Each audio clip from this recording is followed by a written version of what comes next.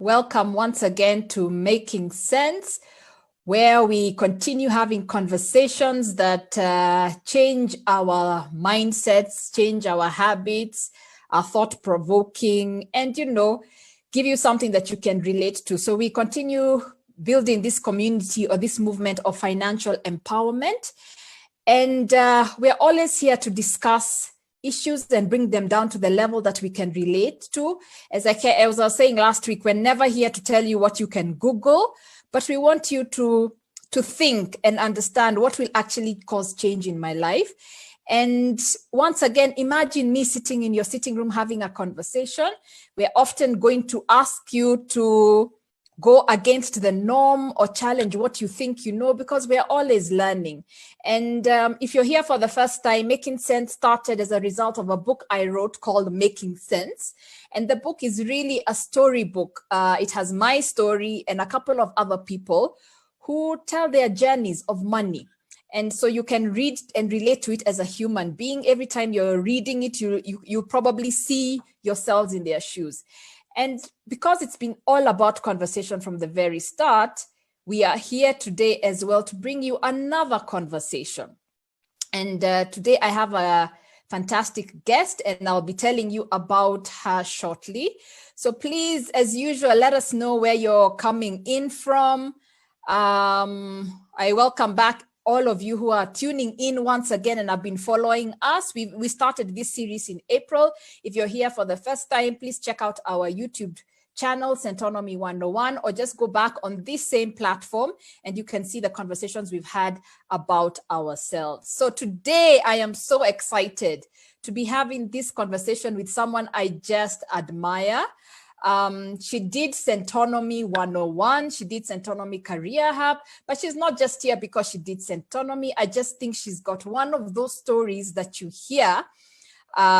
She did one of our open days. She got up and was a speaker, and I was like, the energy she brings, the reality she brings, the practicalness she brings. And Elsie, so glad to have you here today. How are you? Yes, I'm very fine. And you? I'm fine, Elsie. So maybe Elsie, you can kick us off and just tell us, the people who are joining us, just a little bit about you. I know I'm going to expand on you later, but just tell the people just a little bit about you. So I'm Elsie Akoo Randu. I know the names are a bit confusing. I'm a Luo married to a Giriama, so I think that's why the names are a bit confusing.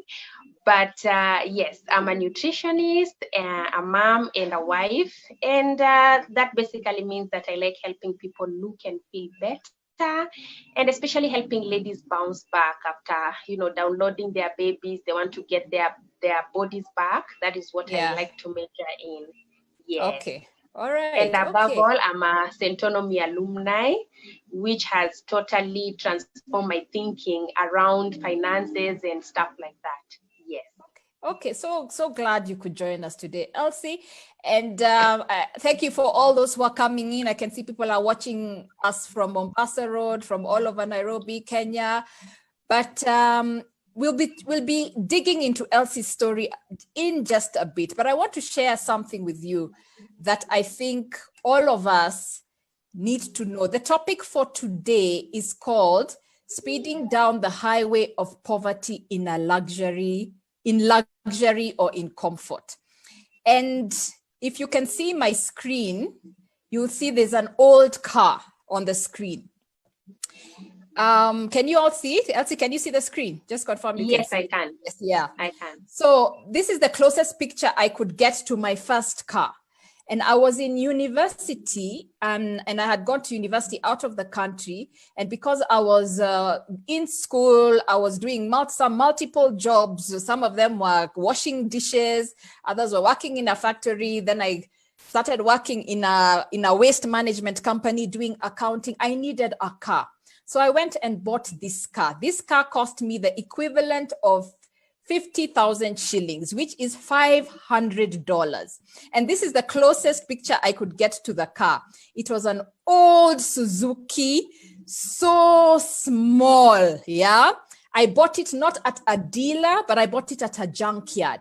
As in, this car was ready to be to be done away with. It was in a junkyard. They were about to convert it into scrap metal if nobody came. So the guy who was at the junkyard looked at the car and like, this car can move. If someone just fixes it up a bit, it can move. So he put an ad out and I saw it and I went and bought it for $500, 50,000 shillings. So my first car cost 50,000 shillings. My colleagues laughed at me. I was in school with other people and they were here taking these loans to buy Subarus, taking student loans. Some of them had parents who had sent them money and they could buy, and they really laughed at my car. But guess what? In a couple of months, many of them would be trying to hitch rides with me when it was time to go out, to go rev, And by the time I left university, I sold this car for a profit. I think I sold it for about 150,000 shillings, $1,500, because I had fixed it up a bit by that time. I'd put in a little bit of a stereo, but it was still the same car. This car was so efficient. It got me to my jobs and to my classes on time. But that experience was very empowering for me, because I started realizing that it was never for the people, a lot of the people around me, it was not about what did I need the car for. It was about how did I look. And that's why today the topic is speeding down the highway in comfort, because the world has told us that wealth is a nice car. And if you're here, let me ask you a question. I will be wealthy when I have, fill in the blanks for me. Everybody listening, I will be wealthy when I have what, So I just need you to understand, what are the things society tells us that we will be wealthy when we have? What does somebody need to have for you to immediately think that they are wealthy? And many times it's things like the cars, many times it's the houses we live in. Many times it's the clothes we're wearing. Many times it's the high heels. Yes, Elsie, I'm coming to you. So we spend a lot of time trying to achieve a counterfeit version of wealth. But wealth is not that.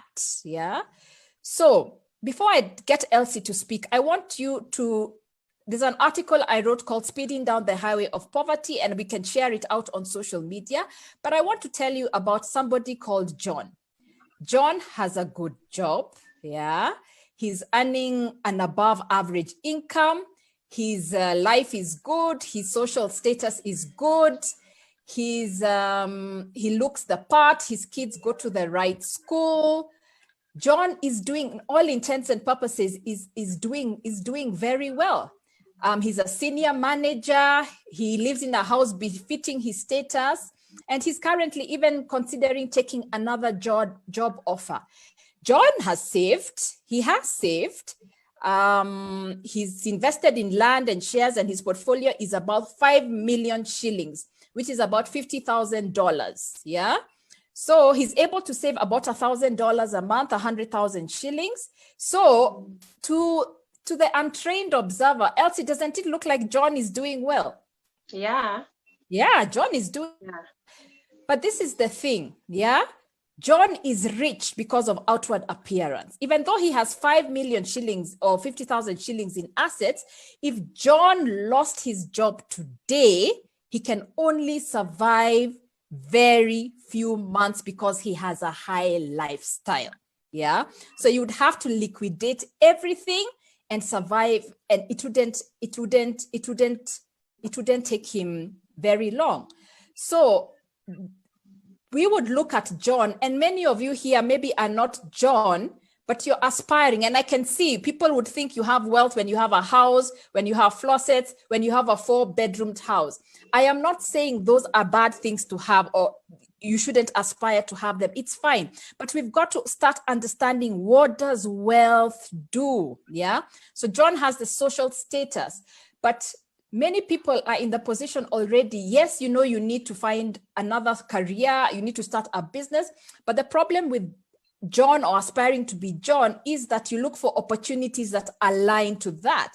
In the article, I wrote that John is a very senior manager in a bank. When you're very senior manager in a bank, maybe you want to look for opportunities that align to that status. Yeah. He looks good, the house, the schools. These are the differences we have to make. And yeah, people are saying houses, schools, but we've got to say the day you do not have that income, that has happened to a lot, what sustains you? That is what determines how wealthy you are. Even though he took another job offer, how many times have we taken other job offers? What has changed when it comes to wealth? So the question we've got to always ask ourselves, you want to know how wealthy you are or how wealthy somebody else is? It is not how they look. In fact, I think COVID basically it exposed this in us. It's how long can you survive? So to everybody listening here, and in the story in the book Making Sense, Douglas, this was his aha moment. Douglas is one of the characters in his book. We've had him on this platform before. When I challenged and said, if you lost your source of income, and many of us are in that position when we have lost our source of income, how long can we survive? Yes, I can see someone saying, yes, if I have investment, I am wealthy. Yes, you can have investments, but it's not just about investing. It's how long can you survive? And that is why having more than one source of income is important. You can live very well, but not have cash. You can live in nice neighborhoods. You can drive nice cars, but you don't have enough money to even take you in the bank that can take you for 3 months. Yeah. So we've got to look beyond John and aspiring to be John. And if you are in a job that gives you what John is giving you, it has the social status, it has the income. What is fundamentally changing in your job because of this? How long can you survive? Because if you're just looking good, you could be in danger of speeding down the highway of poverty looking good, speeding down the highway of poverty in comfort, speeding down the highway of poverty with a luxury vehicle. So we've really, really, really got to change our mindset. So Elsie, I know you have a personal story of someone in your family where this was their reality. Maybe you could tell us a bit about that. Yeah, so okay, I have a brother who, well, he really inspires me. He's a business person, never been employed. Yeah, so I mean, he has these ambitions, and I would say me too. I would say maybe I also suffer from over ambition and all these things that I want all of them at the same time. Yes. And well, okay. What he normally tells me is that mimi inapenda nyumba kubwa safi. So at some point he moved to a house worth I think 90,000 per month, and I was asking him, why would you pay such kind of rent? And he was telling me, well, si unaongea hivyo juu bado huna do. Ukipata do utafanya the same thing. And I think maybe I would have done the same thing without the financial knowledge that I have right now. Yes. Yeah? Because you want a big house that is, you know, I mean, there's what you want. There's the mental picture of success for everyone. Yeah? So of course, him also being ambitious, it also means that he's a bit strategic. So I remember he was hosting, guests at the time. It was like an Airbnb at the time. Yeah. But you know, the dynamics of it, sometimes you don't have enough guests for the week. And at the end of the day, you may have to chip into your pocket and stuff like that. But on paper, he had it, figured out, like this is where the rent is going to come from, but the dynamics were not very qua ground. So at some point he had to downgrade to a house of 35k like that, but mentally he still has this picture of this is the kind of house I'd like to live. But sometimes when you don't plan properly, you may end up in a rat race. So that 30 days end so fast. I was telling a friend, if 30 days are too short for you, then maybe the house you're living in is way too expensive for you. So right now, at some point he got someone who sold him land, and then they decided as a couple, okay, why don't we just build a mabati structure there, and then we can have our building materials. Then I mean, we can keep putting there our building materials because the land is on a hill. Okay, so to access the land is a bit tricky. Well, after putting up that mabati structure, they thought, why are we paying rent? Why don't we just move into this house? So they did very awesome interior, and then they moved into that house. And then now they're already doing the foundation. They've already started building the house that they would actually want. And I believe that if they had stuck to that plan of 90K per month, maybe they wouldn't have been where they are right now. So he really inspires me. And he just called me like a month ago, and he was telling me, I mean, if I had known what I know now, I would have never done those kind of things, because at the time, the way this dream for Pharaoh, for the fat cows, the thin cows, in life, there are those moments when you just have money. Money just flows. You don't know what you're doing special, but money just comes. And then there are those years when you're kind of just struggling. You don't know why. Yani pesa haingi venye ilikuwa inaingia. So at that time, he was making about 250K per week. He was making very good money doing printing and stuff like that. And then he says, things changed. And now, as he looks back, he's like, if he had done what he's doing now, I mean, move to that mabati structure, start building with that 250K per week, he believes he would have been very far today. Yes. And Elsie, you told me that in the beginning he was earning a lot of money, but apart from the rent, what else was he spending his money on? Of course, the cars and everything. In fact, there's a time that one of my brothers was telling him, hey, no unakosea wazee heshima, because he was a bit younger. Let me say was, because the other brother passed on, as in sorry. But I mean, he had a brand new, BMW, and things were working. Like I'm just saying, there's a time the money just comes. Whatever you touch just turns to gold and everything. And I think that is the moment where you can either make it or break it. Because if you have the right knowledge, then you can be able to implement the right strategies, so that even when that time comes when money does not flow the way it used to, you have, you've already built assets and stuff like that. Yes. Guys, I hope you can understand the mindset shift it must have taken for Elsie's brother to move from paying 90K in a house, and that must be a very good looking house, to going and saying, buying land and putting up a mabati structure and then starting the building, even as he built other assets.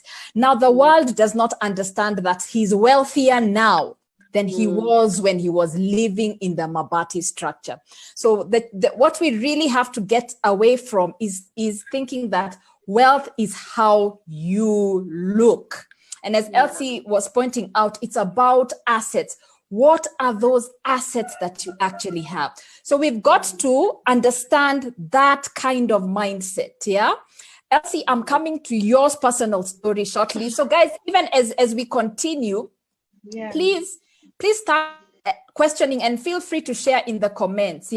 Would you have the guts to do what Elsie's brother? What would it take for you to move out of that house and go and live in a mabati structure, or in some of the decisions facing people are move to my parents' house, and even if I have this house, do I sell it? In the book, I talk about Faith and her husband who decided to move out of their house in Karen, and Karen is a very posh neighborhood in Kenya, and go and live somewhere else and then use that money to start building assets. Guys, what would it take for you to do that? And even if that decision was in front of you, please tell me what you would struggle with, And Elsie, I think what your brother overcame is that, what do other people think? How will I look? Because other people appreciate the comfort we have. In our lifestyles, other people appreciate, where do you live? What do you drive? What job title do you have? People appreciate the John story. So when it comes to this other side, and guys, if you remember last week, we talked about who are you with the money. It starts to show someone is starting to be very secure in who they are and in their identity outside the money. But before I go to Elsie, let me just remind you, in the article I wrote about John and I wrote about Nyambura. Nyambura, and it's almost like the road your brother has taken in a different way, Elsie, delivers meals to John's office. She was, a while ago, she was retrenched. She decided to start making snacks for sale. And she started on a small scale, but she's now servicing 2 buildings. And she sells mandazis every day, making a daily income of 60,000, but she's been able to save. With that saving, she's now considering starting buying a piece of land and starting a chicken business, which will give her income every month. This is the thing with Nyambura's story. And if I shared this article yesterday, and if you've not read it, please go back and read it. She is wealthier than John. Why? Because even with losing her job, and even if she stopped making her snacks today, she's going to start another business that is giving her income every month so that she can sustain herself. Remember, the question I asked in the beginning was, how long can you sustain yourself? So even if today your money doubled or tripled, are you aspiring to be John or Nyambura? Try telling a John, or try telling you snacks is your opportunity. Many people have. So are you aspiring to be speeding up? It enables you to spend more. Let's get that difference out. More money, you can write this, tweet this. More money doesn't make you wealthier. It enables you to spend more. And when we are spending it, we are building other people. Turning it into wealth is what is the art. It is what is the skill. It is what is the discipline. And it is what is highly uncomfortable. Elsie, you have a story of speeding down the highway in high heels, and I think women, we will be able to relate to this.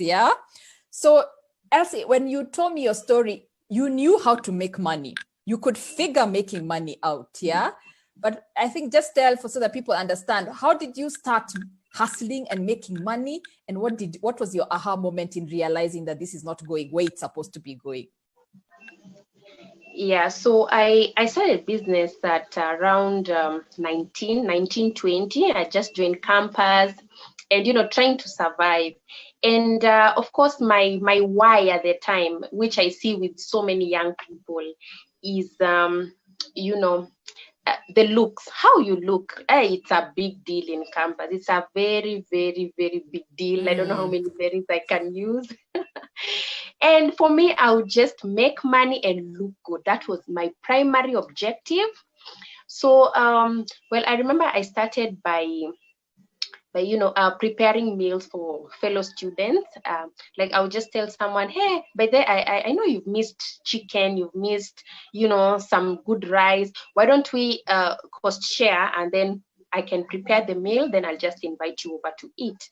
So for me, the strategy was that I would have already bought unga, cooking oil, which are normally the ones that would take up a lot of money. And then now when they come in with their money, it would look like we are splitting, but they would actually be buying supper for me. So that was my survival tactic at the time. Okay. So then again, I learned about making bookmarks, the ones you put in a book instead of dog earing them. So I would be very attentive in church, attend seminars, try to capture as much nuggets as possible, and then I would put them on the bookmarks. And it would work so well because like I would sell one at 50 bob and I would make a lot of money, because printing a whole A4 sheet, I think was 30 bob, I think. That was a long time, like 9 years ago. So it was like 30 bob, and then it would give me like 8 bookmarks. So 30 bob from, I make 400, I think so. I make 400 and I spend 30 bob. That was so nice. But again, the issue was I would not even factor in capital, and I would just eat everything. I would, so it also turned me into a church hopper. I would move from church to church, because once I have exhausted the members here, I have to look for fresh business. So yeah, so I would just move from one church to the other, and that's how I landed in JCC Parklands. Yeah. So at JCC Parklands, I also outsold that place. I mean, I oversold, because I realized they are not even consumable products, because I would sell even 5 or 10. I was so aggressive. I need to make money. I would come with a whole bunch like this, and I'm like, this one has to finish. So the moment the preacher would be done, I would be at the door, and I'm ready, selling and selling. But the funny bit was that the moment I'm done selling, I would pass by Ngara Market, and I would shop with all that money. I buy shoes. I had a new wardrobe every week. In fact, I just remember that time, okay, my husband was telling me that, okay, he thought that I was from this very wealthy family. That's why he could not even approach me in campus. Imagine, as in all this time, I'm hustling, selling bookmarks, getting shoes, getting clothes, just to look nice. Well, for me, it was like, I don't know, a drag for me. I would just be, comfortable looking nice. Yeah. And for him, he thought maybe I'm from this very wealthy family, because, I would not repeat clothes, maybe once in a while. And it's all tumba clothes and all that, by the day. And, I remember there's a story you were talking about with Caroline Mutoko, 30s, 40s, 50s, 20s, what you did with your money during those ages. And if I look back, I'm thinking, what if I had known what I know now? Maybe I would have saved better. I would have left campus with even just an asset, even if it's just a quarter acre somewhere. I would have been somewhere, yeah, apart from the mitumba high heels that actually, gave me a faulty back. I mean, they hurt my back from time to time. And yeah.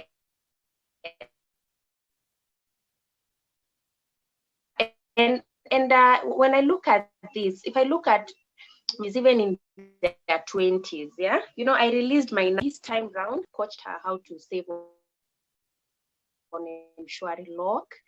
And I mean, he has left my house for the first time today with like 20K extra. She was so happy. She just, transferred the money from Mshwari to M-Pesa, and she was thinking, wow, this is it. I mean, I've never saved like this. Because her too, she was in the same, it's like, Mama Praise, hii top, wacha nichukue, utakata mwisho wa mwezi. Mama Praise, pia natamani pizza, wacha ninunue, utakata mwisho. So at the end of the month, she would not have anything. Yeah. And then again, she was also caught up in the whole idea of high heels and all that. I was looking at her, she's carrying a heavy bag, but she's still wearing high heels, and she's going up country. I think there's a whole perception to how I look, even if it's hurting my back, even if it's hurting my health. I just want to look good in the high heels. I just want to look good. Yeah. So I think when I look back, I would actually tell my younger self that, all these things don't necessarily matter. Exactly. Oh wow. So I think as you listen to Elsie, understand you're speeding down the highway of poverty could be the high heels you are buying. It could be the wardrobe. And I can so relate to that wardrobe story. When I was university, I earned money, but I spent a lot of it on clothes that I do not own today. And with some of those things, I could have bought shares that would have grown in value. Yeah. And the point we keep emphasizing here, guys, and everybody has said, Vicky, what will other people say is what would be my hesitation. And we all have that fear. And Elsie's brother said the story of moving out and starting from scratch in the Babati. I'm not necessarily saying that should be your story. What I want you to get out of today is, what areas are you doing simply for other people and they are costing you money? So we are not saying having a nice car is bad, living in a nice house is bad, but understand that they look good, they make you comfortable, but they are not wealth. So if all you do is do the high heels, is do the clothes, is do the phones, is do the cars, then you are not creating wealth. even in this period when we realized our cars are packed, many of them have been packed for, now we are back on the roads, but packed for so long, what did that car help you eat? And you're seeing people with BMWs in Kenya. We're seeing a lot of people with BMWs, and now it's the fruits and the vegetables that is sustaining them. So you start understanding how much of my resources am I going to use towards those things that give me comfort and the other things. And I know there are questions coming in about where do people put money, and the slide in front of you, I just want us to understand the concept, and then we're going to be able to start answering these questions as we go ahead. Yeah. So you can see the Range Rover picture there. It's what we have been taught. And I said at the beginning, in making sense, we're about telling you that everything we think is normal is not normal. We have parents who, if you showed up in the Range Rover, they'd be so proud because they're like, oh, my son and daughter is doing well. If you have the big job title, it's doing well. Yeah. If you have the big house, it's doing well. Yeah. But this is what I want you to understand. Yeah.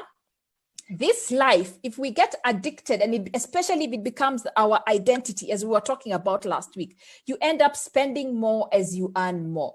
So John, unless something shifts in the way he thinks, he could go and get a bigger job, but it will not change him. Yeah. Elsie, even though you, at that point when you are doing all this, even though more money came your way, as you have said, it would have just resulted in more clothes and more high heels. Yeah. And I'm coming back to a little story about you, Elsie. So you spend and save a little. And what people always ask, how much should I save? What is your lifestyle? If your lifestyle is costing you 100,000 shillings, don't be comfortable saving 5,000 shillings, because it will take longer for you to find the things that can replace 100,000 shillings a month. So you've got to be saving more aggressively. Yeah. Your instinct becomes, if you buy into this lifestyle of it's about how I look, work, and then consume. Me, I worked for a long time. It went to clothes. It went to paying. I can relate with that story because the time I was working and I was living in these expensive apartments, big apartments, by myself. So can you imagine the day I had to humble and ask my dad for rent money? Yeah. So we've got to start putting some things into context. Yeah. So you end up working for a lifestyle. And I want us to change why we work. Are we working for a lifestyle? If you're working for a lifestyle, even as you're going through this and you're saying, as I come out of this, I'm going to continue working for a lifestyle. No, it will ensure you have to work to eat. And your lifestyle can, like John, can be extravagant. You could be here today and you're comfortable. You have a salary. You're comfortable, your kids go to the right schools, but what happens the day it is not there? That is what wealth answers. What works for you when you are not working? Yeah. So you could be living a very good life, but where it is going, that's why I call it speeding down the highway of poverty in comfort or in a luxury vehicle like the article. If that salary is not there, if that business income is not there, your lifestyle has no choice but to be extravagant, yeah? And spending is driven a lot by other people's opinions. While the wealth creator way, the Nyambura way, and where the way Elsie is going to tell us with the other part of her story is you invest more as you earn more. So your mind changes. Before, ask yourselves, guys, if you're given an extra $1,000 today or 100,000 shillings, where would your mind go? Would it be to invest more? And maybe COVID has shaken up a bit, but before that, you'd probably start thinking about, do I buy something? Yeah. But now we are challenging and saying, if you get that money, your mind starts going to, where do I invest? Yeah. So you invest more as you earn more. Your role is multiplication. You're thinking multiplication. If I have 1, how does it get to 5? How does it become 20? Yeah. Your instinct then becomes to increase. You're working to create assets that will fund lifestyle. So this lifestyle can start off very modest. That's the thing. Your brother, Elsie's brother, Babati, starting off modest, but what he's doing, see him 5 years from now, he will be able to buy the car and not be moved, even though he loses his source of income, because he will have built assets. You understand the value of time, and your spending is then driven by personal values and choices. So instead of working for a lifestyle, you're working to create assets that will fund a lifestyle that is driven by personal values and choices. The things that you truly value versus the things that you are doing simply because it will look good for other people. So get this, we are working so hard to earn money to please other people. Isn't that ridiculous? Yeah. So let's change this around and let's earn money so that we can build a life that we truly value and build it sustainably. That's why we've got to start thinking assets that fund lifestyle. So Virginia, when you're saying, where do people put money? My answer to that is, what do you want the money to actually do for you? So we're not able to cover investments today, but start thinking, do I want it to generate income? So it's generating income. It could be many things. It could be the chickens Nyambura is doing. It could be so many things. And we've got to do the work in researching.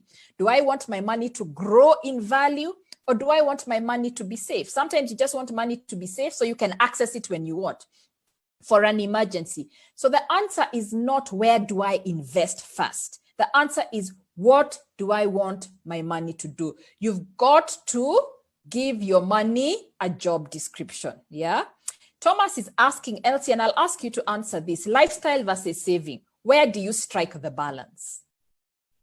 It's not that you don't like high heels. I know you're not telling people you don't like high heels, but where do you strike the balance between that saving and lifestyle?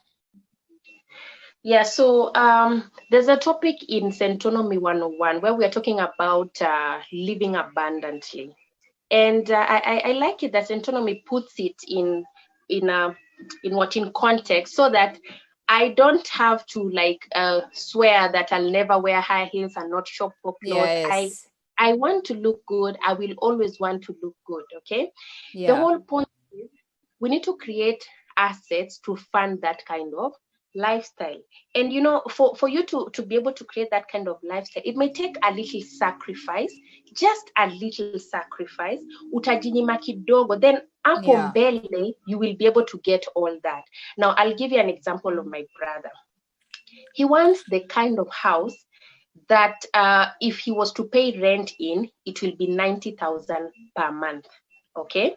Now instead of having it now, he goes on and builds a mabati structure, okay? In about, let me say, I don't know how long the house will take to finish because he's already doing the foundation and everything. But sooner rather than later, he's going to have the house the way he wants it.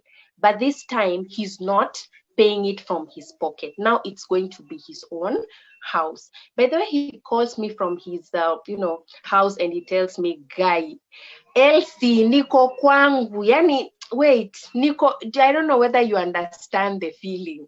Niko kwangu, yani nimechukua kiti nimekaa nje. So for those who are not Kenyans, Elsie is saying, I'm in my house. Yeah. Yes. So let's see, we've got people from all over. So some people who may not understand Swahili. Yeah. Swahili. Okay. Yeah. Okay, fine. So I'll stick to English. But okay. Like he tells me, look, Elsie, I am now in my own home. This is I am so stress-free. Even when I just have 1,000 bob, I know that one will be enough to stock my fridge. And look, we are so much at peace. I mean, I'm not thinking about the next 30 days, someone needs 90,000 from me. And even the better part of it is to see that there's the construction is already going on. So I'm seeing my dream coming to reality, but I am not, in a fix like, hey, I still need 90,000 at the end of this month to sort someone else. So my lifestyle is still coming into play. But this time I am, I'm not using it as, a liability or stuff like that. So Thomas, what you're asking is where we strike the balance between, the lifestyle and the what? And the savings. Yeah. That's the whole point. You just sacrifice a bit And then now you know the money that you've been spending there, why don't I start something which later on is going to fund the kind of lifestyle that I want. I like what you brought about sacrifice, because I think that's where the comfort is what people don't want. We're always looking for those answers that, what do I do so I remain comfortable? And I think what Elsie is saying, guys, is that doesn't exist. In some way, the comfort doesn't, you don't have to do what she did or what her brother did, but the comfort in some sort of way has to end. Now, Elsie, I know you also found something in the power of broke. So if you can just tell us what you did in the power of broke and what you discovered you can do, because I think it's very important that people dig into that. But also now for you, Elsie, what has been your version of starting to create those assets? That what has been that transition in starting to create assets, and what has happened in your life, so that people can start understanding it's the small things that matter? So well, I talked about my first business. It was selling food to others. Then I went on to do bookmarks. Then I realized they're not consumable, plus I'm moving from church to church. Then someone introduced me to network marketing, where I started now handling some, in quotes, big money, let me say, because bookmarks I was doing about 400 per sheet, but this time I would get clients where I'm doing a profit of like 6,500 on each item. Sometimes clients would buy products worth 35,000. And even in that, because I was still in campus, I was still spending. And I like what you're saying. More money won't make me wealthy, to just make me spend more. So now I was looking at better shoes and better clothes and all that. So to cut the long story short, I left campus and that was it. I mean, for me, my memories are like, I made money, I looked good, and that was it. And I like a post that someone put up the other day. And you also did French. You started teaching people French at some point. Exactly. At some point in campus. So I was like, but it's also, before, I know you were spending the money badly, but it's also being in a survival mode that made you also realize what you can do. Exactly. So just talk about how you broke, and then the French part, because I think it's very important people realize sometimes being broke is not bad. It's supposed to, that survival instinct gets you to understand what to do. And Julie is asking, how do you start? So how did you remember French? I can do French lessons. So okay, speaking about the power of broke, well, I was still figuring out, and I was wondering, look, my bookmarks are not consumable, and I mean, I can't keep moving from church to church. My spiritual life also matters at the end of it all. So I just remembered, look, I did French in high school. What can I do with this? So in the process of making those bookmarks, I started making them in French, in Spanish, and well, I would get to someone and then they're like, what about this one? What does this mean? And then I'm like, look, I can coach you. I can teach you French. I can teach you Spanish. Then I started using that same talent to make some extra cash. Okay. So you realize that sometimes it's not even about, I like how we call it at Centonomy, the non-financial assets.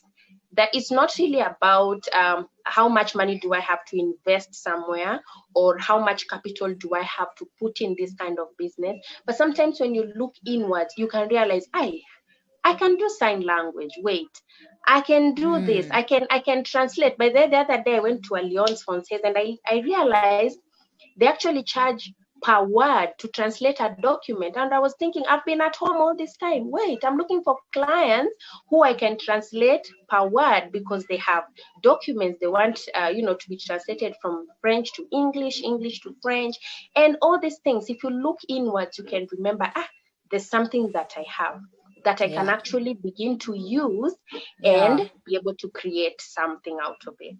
Yeah. Oh, wow. So there's power in broke. And Elsie, what has been now your financial transition? What did you start doing? People are wondering, how do you start? What have you managed to build up for yourself in this journey? So the first thing, because I remember the very first lesson at Centonomy was, come up with a budget, create a budget. Let's know what is the cost of your lifestyle. So I I went down, and I also remember there's a class where the only thing I got, which was like a spark like this, they said saving may mean moving houses. Wow. Yes. And then, within the same week, okay, a friend of mine visited me and he was like, look, you're paying this kind of rent for this space. I mean, it was so squeezed. I was living at TRM. It was so squeezed. And he was telling me, why are you living? I mean, you can get a better deal, at even a way cheaper kind of nini. But of course, when it comes to housing, you have to sacrifice something. You can either sacrifice, the environment, you sacrifice either. I mean, there are so many amenities that you have to look at. I like TRM because of 1, 2, 3 things. It was also helping me with my business and everything. Yeah. But now, the whole point was that and necessarily mean that now you go somewhere where you don't like and everything. Look at so many things that resonate with your goals and all this. Yeah.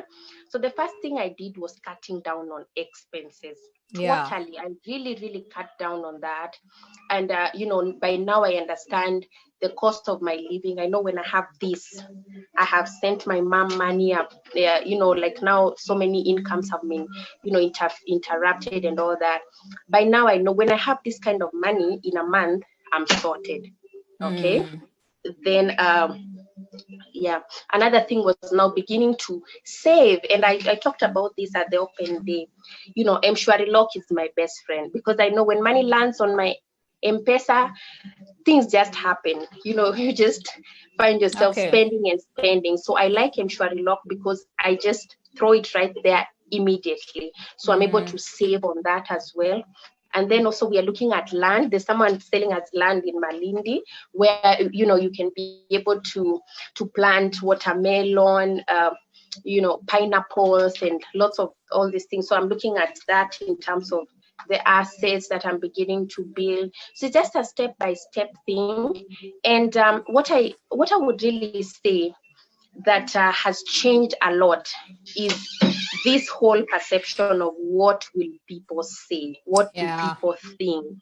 For me, even if I see someone buying whatever kind of car, whatever kind of house, I don't feel anything, because by now I have already written down my goals. I know what I want within the next 1 year, 2 years, and all that. When we are doing the 5-year plan, you already know what you want progressively, and you know what will get you there. So you're not in competition, you're not trying to appease anyone. So at the end of it all, like I've been trying to create that emergency fund. Like, how can I be able to get there so that I can triple my my kind of lifestyle, so that in case of anything, you can be able to survive. Yes. Excellent. So guys, it's understanding from Elsie's story, it's all the way where she was just living this life without awareness, spending a lot, especially on her clothes and her shoes. And as I said in the beginning, this could be anything. You could be spending on going out, you could be spending on entertainment, it could be your car, it could be things in your house, and starting to understand those things are comfortable, they make you look good. Even your job title, it doesn't mean you are wealthy. Yeah. So Elsie has gone all through that, and then just starting step by step, as she has said, saving, creating an emergency fund, starting to do the land in Malindi, and just looking at how do I go forward. So let's understand, to create wealth, you cannot be in the business of spending and saving and surviving. The 3 S's: spend, save, survive. I know we have to do all 3, but wealth creation is not just about that. Even if you're saving, it's not just about that. It's being the business of multiplication. How does my $10 become $100, become $1,000? Yeah. Look at what you can do, not what you think you can be doing. Like John, do not get stuck in this was my job title or this is my job title. I know very people in senior positions who've discovered now they can start butcheries or they can start doing fruits. Yeah. So, and even there's a story in the Bible about the talents, and the story is about, the master was angry with this person who hid their talent in the ground instead of multiplying. And he said, to him who has more will be given, him who has not, even that which he has will be taken away. So every time we're using our time, our money, our resources, and we're not in the process of understanding that we have something that we can use. You will not see what you can do with it, and in the process it will go. That's why when you have 1,000 shillings and you keep saying I am broke, it will become 200 bob because you went to a coffee shop where you complained about being broke and made it 200 bob. Instead of seeing that this 1,000 shillings, if I do certain things, bookmarks, even as simple as bookmarks, as Elsie was talking about today, that you can actually multiply. So if you want to know how wealthy you are, do not look at your house. Do not look at your bank. Do not look at your car. Do not look at your lifestyle. Do not look at your school the kids go to. Do not look at the relatives you support. Yeah? Answer this. Today, how long can you survive without income? And let us accept life will be that there will be difficult circumstances along the way. And wealth is what? It comes in the form of that emergency fund to help you survive 6 months, even if your source of income has been disrupted. Wealth comes in forms of those assets that when you retire are the ones that sustain your income. Wealth also comes in the form of, you don't have to wait for retirement age. At a certain point, you want to do something different with your life and enables you to do that. But many times in life, we are focusing on the wrong thing when it comes to money. And remember, as we said in the beginning, it doesn't mean having all these things are bad, but consumption and wealth creation cannot compete. You've got to choose one to be the master. We're told even in the Bible, you can't serve two masters. Yeah? So at the stage you are at, yeah, what should be the priority? And as Elsie, you so rightfully put with, and when you are answering Thomas's question, you've got to be able to and willing to accept a bit of discomfort for the meantime. So I have also gone through that journey of really understanding that. The lessons have come because of pain most of the time. It has come because of ignorance a lot of the time. It has become because of lack of knowledge a lot of the time.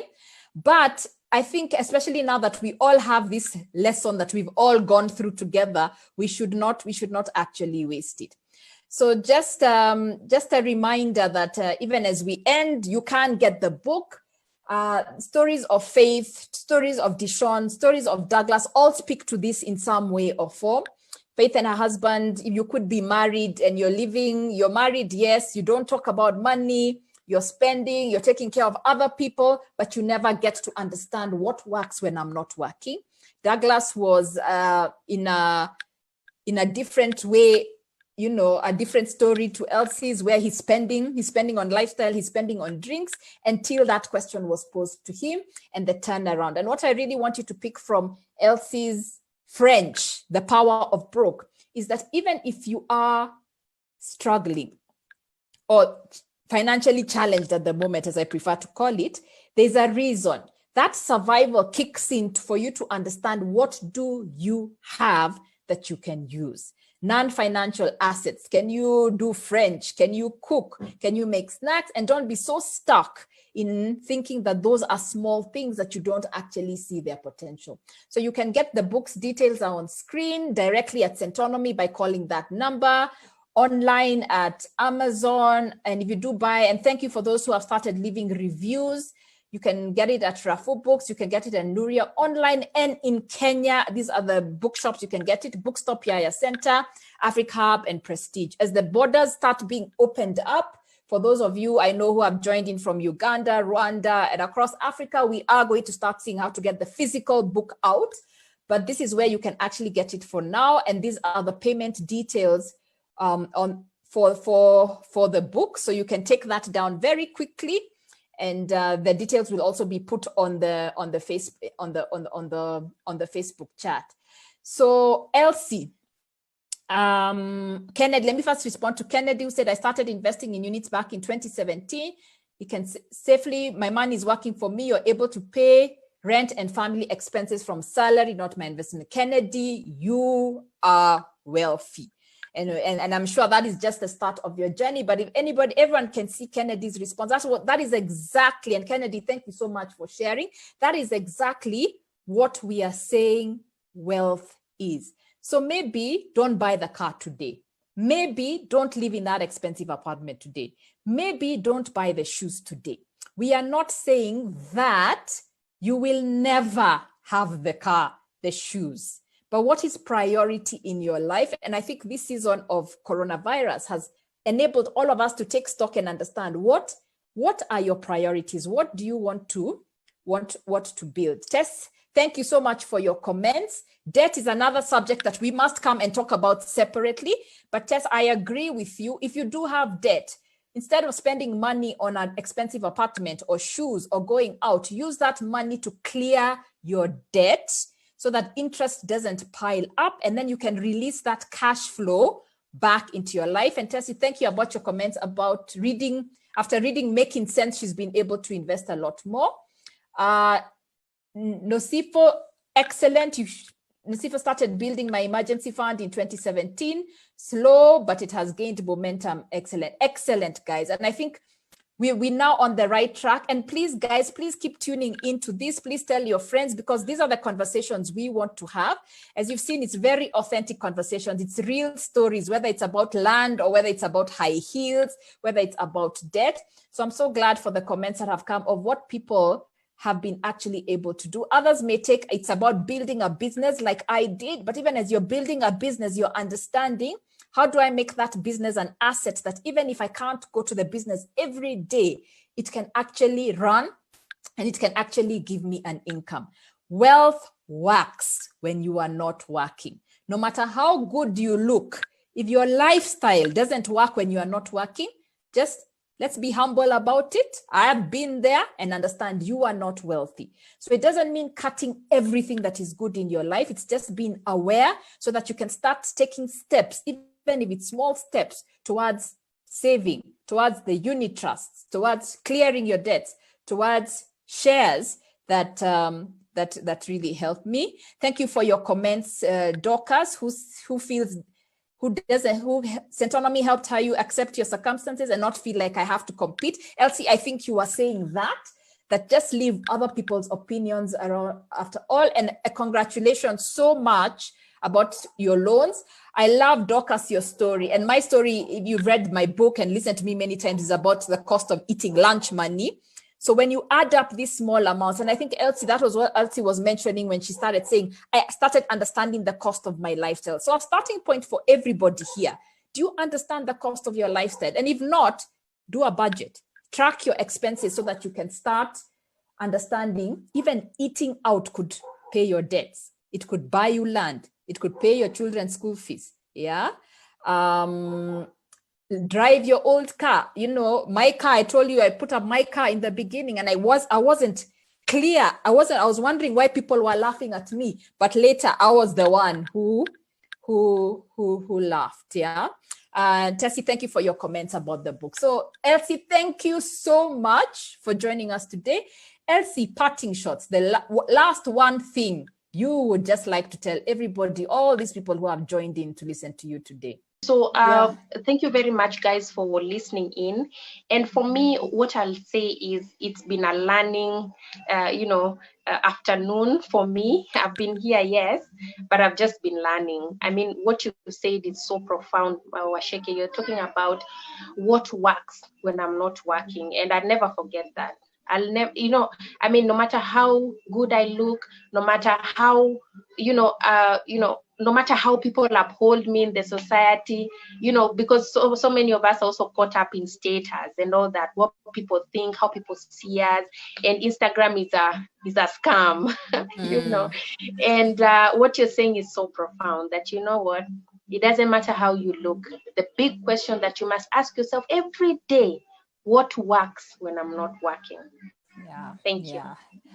I'll just end by saying, even when you're spending money, because we're going to go through that balance, as Thomas had put, lifestyle and saving, what matters? What are the things that matter? So there's some things you'll spend on because you'll just not have regrets about it. Yeah. If I buy a car I can't afford and later something happens, I'll probably regret buying the car. But if I traveled I probably will never regret that experience.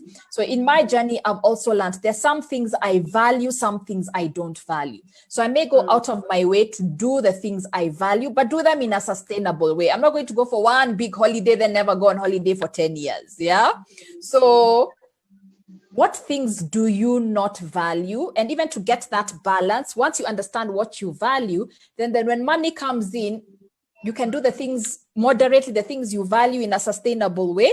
And then the rest, you can now call it and say, actually, this one I don't need to do because it's about pleasing other people. Yeah. So ladies and gentlemen, details to get the book are up again. Thank you for all who are sharing about how the book has helped them. Remember, for those who do want to do Centonomy, you can just log on to centonomy.com. My team will put the details on the chat, and you can see how to start registering for class if you want to do the class as well. But thank you once again for coming.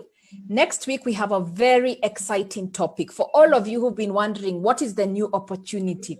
What is the reset? Where should I do? What do? I am going to have an economist as my guest who's going to come. You know, these days when we hear the economy, we hear GDP, fiscal policy, all these things, but we never understand what does it mean for me?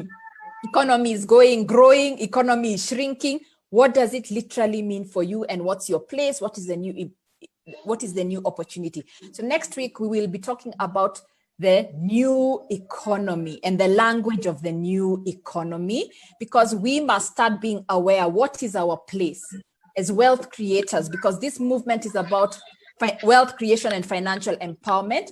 What is our place as we look at it? So next week, I'm going to have an economist come and talk to us economics in a way that we can understand. And so we can understand where is this economy going and what is my place in it. So I encourage you to come on board. Thank you for joining me again. Please tell your friends, your family to just join this forum Friday, 2 p.m. See you next week and have a good weekend.